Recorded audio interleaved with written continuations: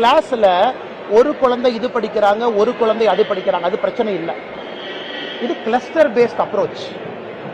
ஒரு குழந்தை நான் மலையாளம் படிக்கணும், உதாரணத்துக்கு கோயம்புத்தூருக்குள்ள 4 லட்சம் பேர் மலையாளம் பேசுறாங்க. அந்த குழந்தை 3வது மொழியாக மலையாளம் படிக்கணும்னு சொன்னா அந்த கிளஸ்டர்ல 3rd லாங்குவேஜ் மலையாளமா இருக்கு. அதே கோயம்புத்தூர்ல இன்னொரு பகுதியில கன்னடம் படிக்கணும், மேட்டுப்பாளையம் பக்கத்துல, அந்த கிளஸ்டர்ல 3வது மொழி கன்னடமா இருக்கு. இன்னொரு கிளஸ்டர்ல உருது படிக்கணும், 3வது மொழி உருதா இருக்கு. இது கிளஸ்டர் பேஸ்ட் அப்ரோச். அரசே டிசைட் பண்ண முடியாது. முதலமைச்சரே தமிழ்நாட்டில் 3வது மொழி என்ன என்பதை அவர் தீர்மானிக்க முடியாது.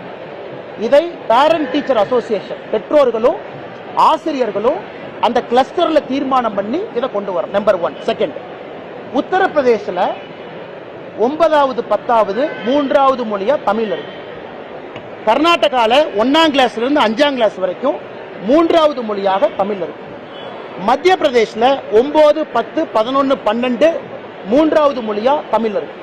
இவங்க சொல்றாங்களே மற்ற எந்த மாநிலத்திலையும் தமிழ் சொல்லி கொடுக்கல, அவங்கள வேலை இல்லாம ஹிந்திக்காரங்க அங்க 3வது மொழி படிப்பதற்கு குழந்தைங்களுக்கு தமிழ் வேலை இல்லாம ஆஃபர் பண்றாங்களா?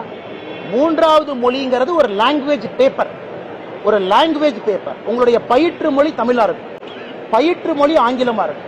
the way you learn a subject, physics, chemistry, அதெல்லாம் geography, history, ஒரு லாங்குவேஜ் சப்ஜெக்ட் 100 மார்க் ஒரு பேப்பர் எழுதுவோம் இல்லைங்க, அந்த லாங்குவேஜ் பேப்பர் மலையாளம், கன்னடம், தெலுங்கு அந்த மாதிரி இருக்கு.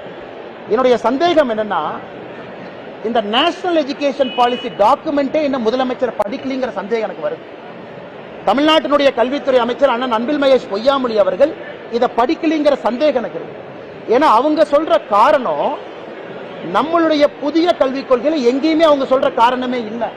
ஆனா அவங்க புதுசா ஏதாச்சும் ஒரு டாக்குமெண்ட்டை படிச்சாங்களா இல்ல மத்திய அரசுடைய டாக்குமெண்ட்டை படிச்சாங்களான்னு சந்தேகம் இருக்கு.